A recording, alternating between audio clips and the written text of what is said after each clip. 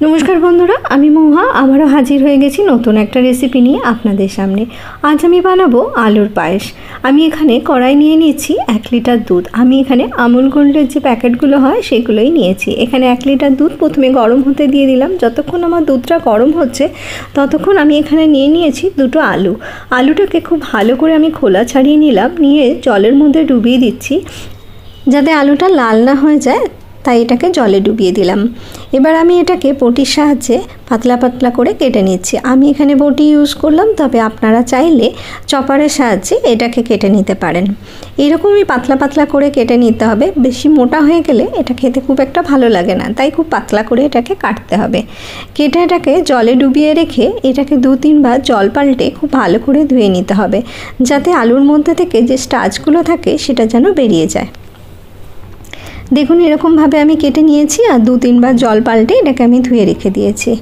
অন্যদিকে আমি কিছু ড্রাই ফ্রুটস এতে দেব, সেটাকেই আমি চপ করে নিচ্ছি। এখানে আমি পেস্তা আর কাজু বাদাম নিয়েছি, আপনারা চাইলে আলমন্ড কুচিও দিতে পারেন।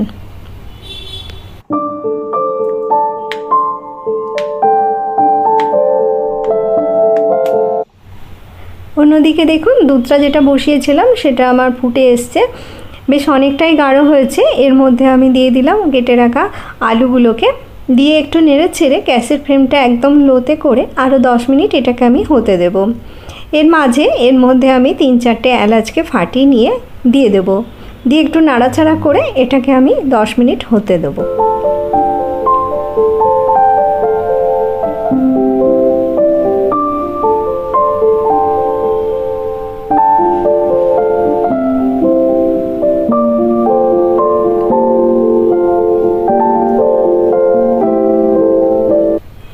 दस मिनट पर दूधटा बेश अनेकटाई गाढ़ो हो गेছে। एबार एर मध्य आमी दिए देब कन्डेंस मिल्क। आमी एखाने 2 चामच कन्डेंस मिल्क दिलाम, तबे 2 चामच बेश बड़ो चामचेरই 2 चामच दिएছি एखाने कन्डेंस मिल्क।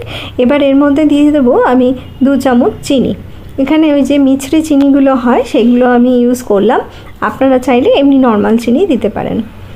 আর চিনিটা আপনাদের নিজেদের পরিমাণ মতন, অনেকেই বেশি মিষ্টি খেতে পছন্দ করেন তারা বেশি দিতে পারেন। এভাবে একটু নাড়াচাড়া করে এর মধ্যে আমি দিয়ে দেবো কেটে রাখা ড্রাই ফ্রুটস।